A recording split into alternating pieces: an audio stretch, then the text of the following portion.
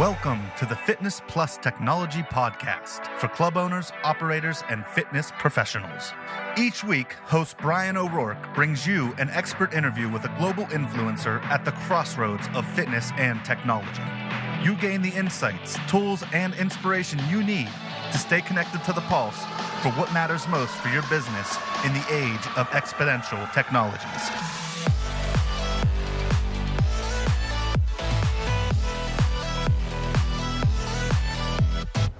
Hello, listeners, and welcome to the podcast. I'm your host, Bryan O'Rourke, and it is already September of 2025. We only have about 3 months of real time left until 2026, and only a little over 4 years until we hit 2030. So I hope you're sharpening your pencils and strategic plans for the industry in the years ahead. And in connection with that, today I'm going to share a podcast with Chris Edwards with TriCore Business Solutions.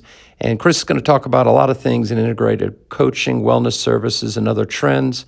I've enjoyed having Chris along on another podcast previously, and his insights are always quite valuable. Another note, please be on the lookout for the Beyond Active event in Dallas, which happens in the beginning of October, next month. And I love the Beyond Active group. I'll have the privilege of speaking at that event. So if you're there, please say hello. And then I've got another event coming up in Seattle. I'll share some details on that group that will be later in October. So I'm going to get a chance to speak with that group. And a final note, having returned from the UK and Amsterdam, I want to thank all the industry folks that took time to say hello during my last trip. So without further ado, let's welcome Chris Edwards to the podcast. Chris, it's great to see you again, man. How you been? I'm doing great, Bryan. How are you? Doing great, man. Did you have a good Easter? You enjoying the spring so far? I did. We have a Easter tradition down here in Florida with my family. We go skeet shooting every Easter. And Wow. I got to say, the last 2 years, I'm the champion, back-to-back wins.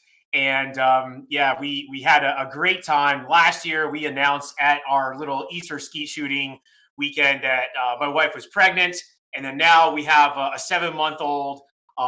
He didn't come out to this one and such too. He's too young, but it's been a great family tradition, man. And we had a great Easter. So yes, thank you. What about you? Yeah, I got to get home for a little while, which was great to see. My son's birthday and everything. So we had a nice time. I actually enjoyed a few days of peace and celebration. So I really appreciate you joining. As in the intro, I give you, kudos for everything you've done. Of course, being a FITSE award winner in the past. I know you're very active in many different realms of fitness and wellness.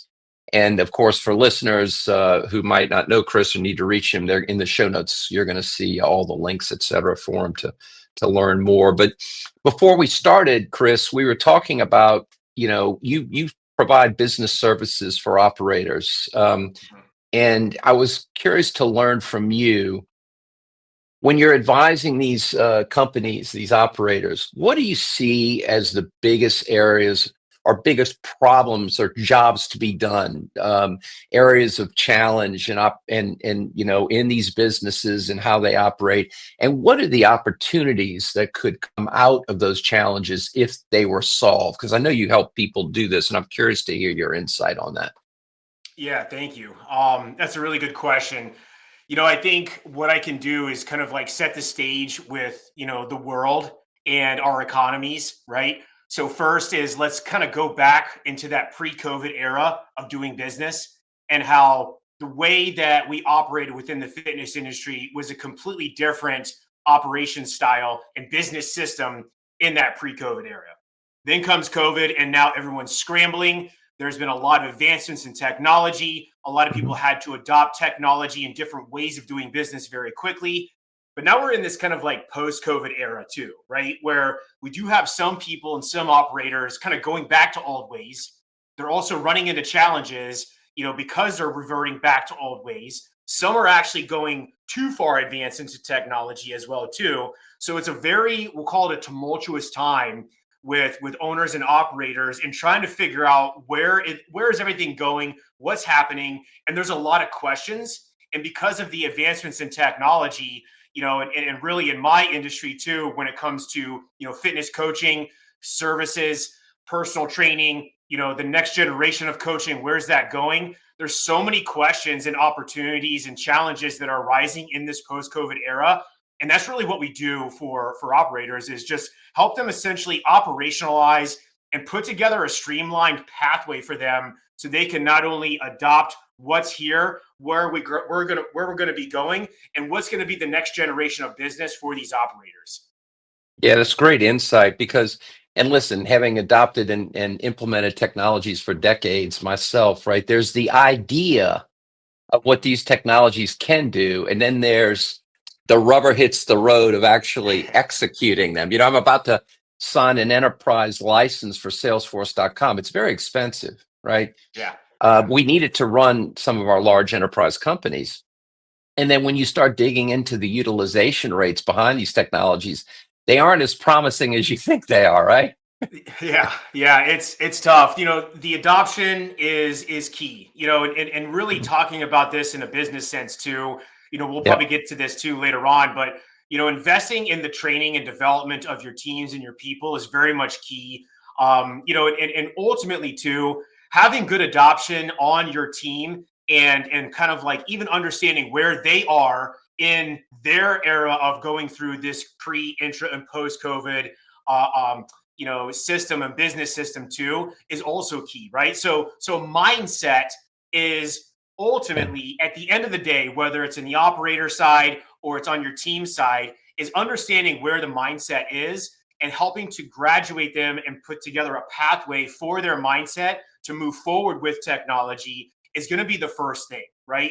And we were talking about it earlier too, but it was Dr. Spencer Johnson, Who Moved My Cheese, right? Yeah. Really good mentor of mine, Jimmy Sansone. Let me know about that book and about, how to think differently on where things are going and to adapt and to move forward into things. And that's really been a really influential, tip, is for me to even think about this as we help, the businesses we work with.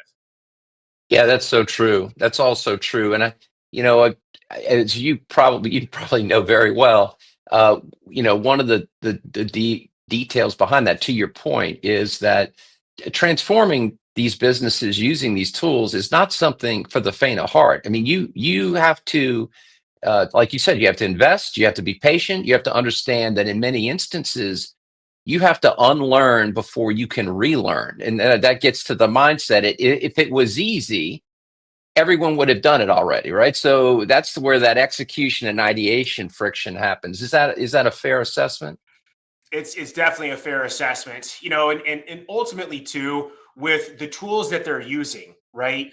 There is, and what we've realized too, and how we, understand the operations behind the tools and the features of the tools, plus also how you're going to educate and market those tools to the end consumer is going to also be a challenge at the same time, right? That's so right. you're doing a huge education campaign, right? Right. With the business, with the team of the business, as well as the end user at the same time, and ultimately having a synergistic effect on how you do that and having a coercive effect where it's all linking together and it's synergized together is going to be how there's going to be great product adoption for a business using technology in this new era of fitness. And that's something that, is going to be, it's going to be a continual evolution, right? Like what's happening right now in 2025 in the service, in the fitness technology service niche is going to be completely different. And I was listening to one of the last podcasts you did. 5 years from now, we're not going to know, what's happening, right? So doing due diligence and putting things into execution and doing, I heard that what you said too, at 502 on that podcast, actually putting things into action now and doing is going to be one of the only ways to be able to take action and anticipate what's going to be here 5 years from now. Yeah, there's no replacement for becoming a practitioner, because then you have context. And in fact, when you're a practitioner that's actually practicing, the ability to get the benefits of a person like you or others goes way up because you're already doing. And so it's easier to create context. So with regards to product and what we don't really know is coming yet, we get into the wellness solution components of what you're doing. So, things like, all the accoutrements with fitness being one of them. What are those challenging opportunities just in the product side that you're seeing right now of wellness?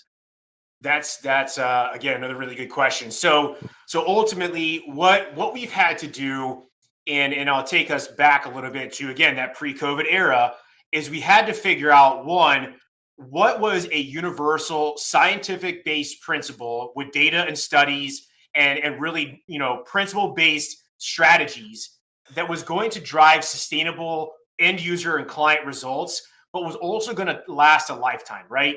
Not jumping on trends and fads and things of that nature and such too, and really driving into principles of wellness, right? And really one of the reasons why we named the company TriCore, the three core elements of wellness, fitness, nutrition, and recovery, right? Is because this relates to almost every human being on the planet. And what I encourage operators to do is to stay focused on principle-based wellness services in whatever capacity that they want to do, right?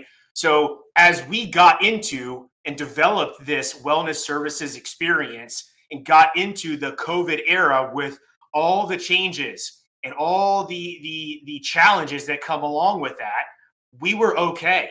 And this is something that really stirred the opportunity for us to be able to say, wow, this business system was able to sustain and actually grow within a tumultuous time of the world and an economy. And then now, as it's coming out of this, in I would say another kind of interesting and changing tumultuous time, have still sustained growth because it's a principle-based experience, right? Yeah. And ultimately too, I think really what has to happen is that you have to focus on the professional.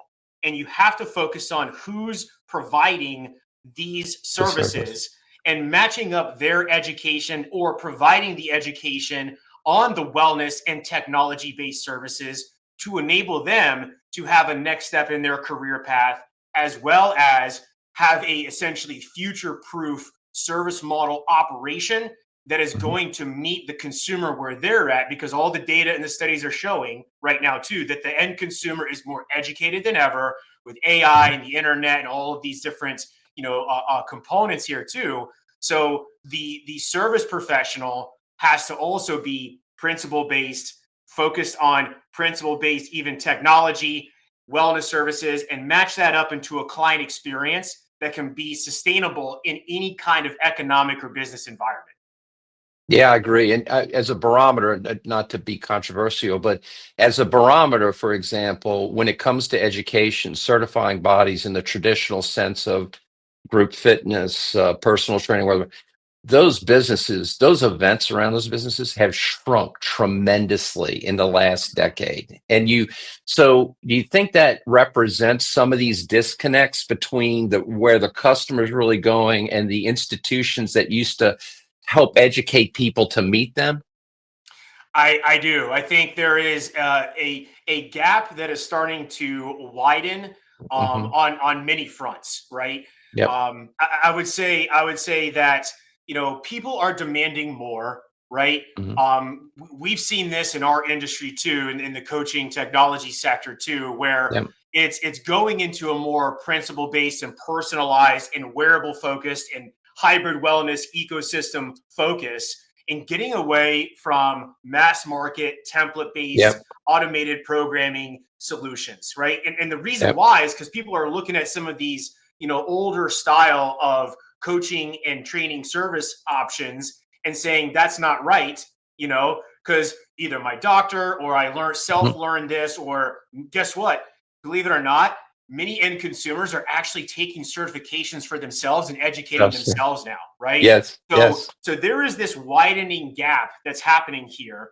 And if the operator does not help to support the team that they are providing to their end consumers in their education, their services, and their new client experience, that gap is going to continually widen.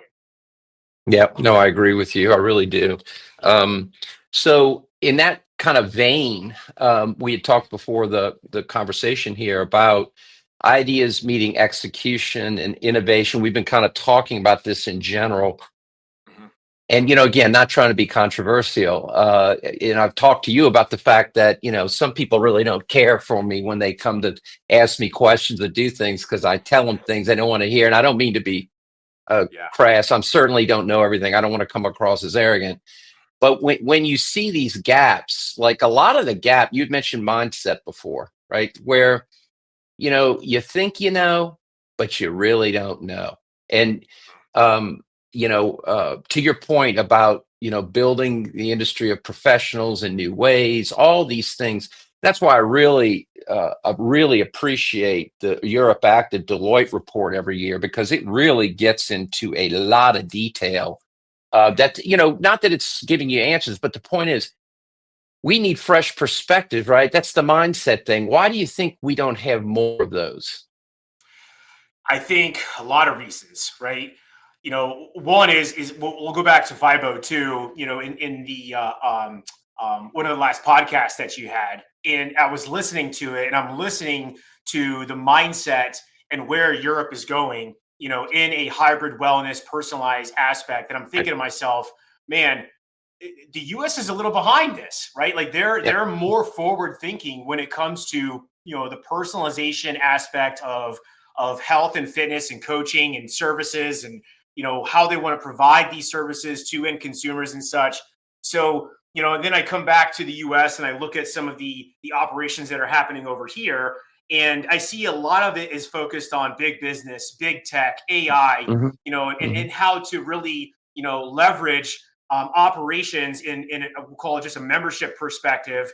And there is that, again, and that service gap, and we'll call it education. There's also that business gap that's happening too, in how business is run, right? And I think industry reports and insiders are starting to release some data that shows that there is a big gap here in this. And I think, a huge opportunity, right? And this is why I'm so passionate about what I do, and even my background and where I came from too. And really the difference between like the old school, the new school, and then like what is really happening right now too, and the mindsets of the old school and the new school, and this gap that we have, it's providing this huge box of opportunity, right?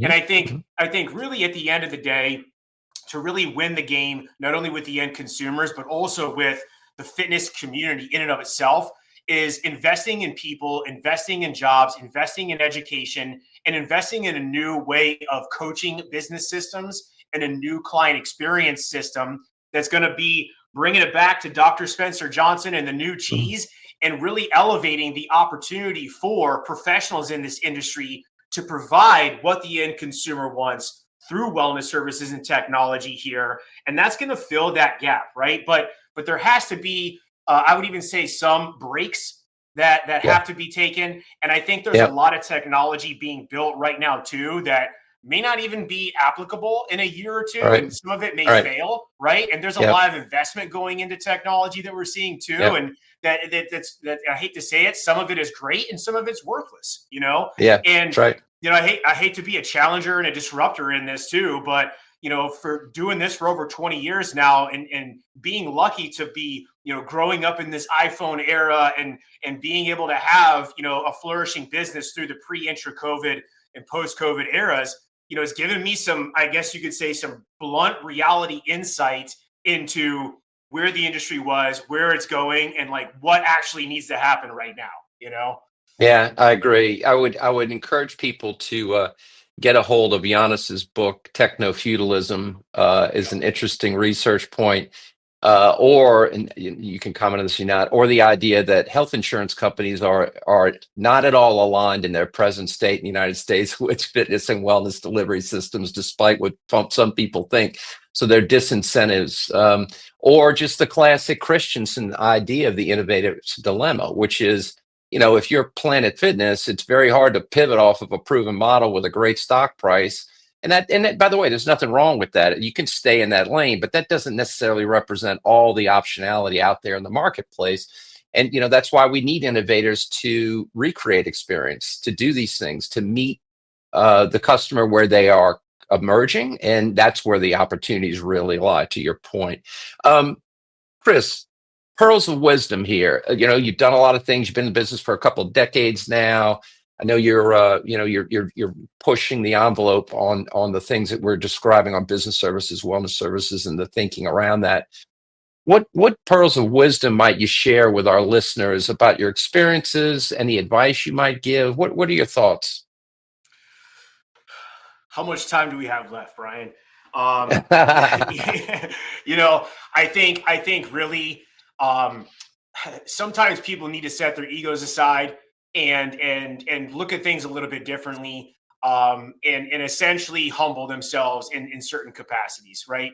I've been humbled by you. I've been humbled by many people, with ideas and concepts, and really, try to step outside your box, step outside, humble yourself, put your ego aside, and think of something a little bit differently, right? So look at things a little differently from a different perspective. Hear somebody else's personal insights, and take a different, perspective on what is actually happening in the market.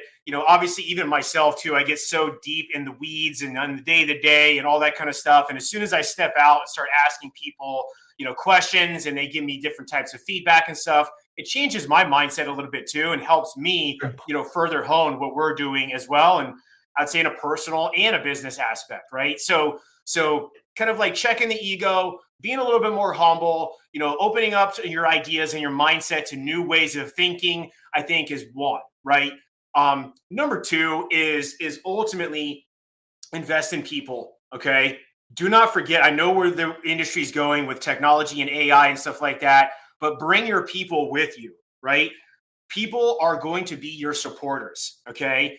And, I hate to bring up politics into this and such too, but there is a large majority of people in this fitness industry that have extreme passion for training, coaching, consulting, and things of that nature, and providing them the ability to do their job better, okay? And giving them the tools and the resources to be able to do what they love and they are passionate about better. You're going to win the game when you invest in people and enable those people with the tools and the technology and the resources so they can further their careers, have a better, bigger house, pay their bills and do everything that they want to do as professionals within their specific trade. So invest in people, create jobs, and that's what I believe is going to be insight that's going to help people win the game in the fitness industry. Great thinking, Chris. I appreciate that. Now, you're heading to DC here shortly for the fly-in, I think. Is that right? I am. I'm going next week. I can't wait. I'm super pumped to be able to talk to some of the congressional leaders and industry leaders and operators that are really leading the way in this fitness industry. And obviously, I don't know if you could tell or not, Bryan, but I'm a huge advocate for the professional and the professional coach and trainer and consultant. So I want to leave my mark there and really advocate, for the professionals of this industry as well too. So I'm excited to do this and really help, reshape this industry, man. Chris, I always thank you for your time and wisdom. As you know, in the show notes, like I was telling the listeners, we have ways to get in touch with Chris. And I hope to see you again soon, my friend, and have a great trip up to DC. Awesome. Thanks, Bryan. Appreciate it. Thank you. Hello, listeners. This is Bryan O'Rourke, and thanks so much for listening to the Fitness Plus Technology Podcast. The podcast is made possible by the Fitness Industry Technology Council, a consortium of global brands working together to enhance the adoption of technologies in the fitness space. Our company, Videri Ventures, which is invested in Vertimax, Montezuma, Gold's Gym, Houston, Texas, and Fitness 24/7 Thailand, also underwrites the podcast, along with our service companies, Integris Advisors, Moon Mission Media, and others. Please feel free to share this podcast with your colleagues. And if I can be of any assistance to you, don't hesitate to reach out, bryanko'rourke@gmail.com, or find me on any of the major social networks. Have a great day, and thanks for listening.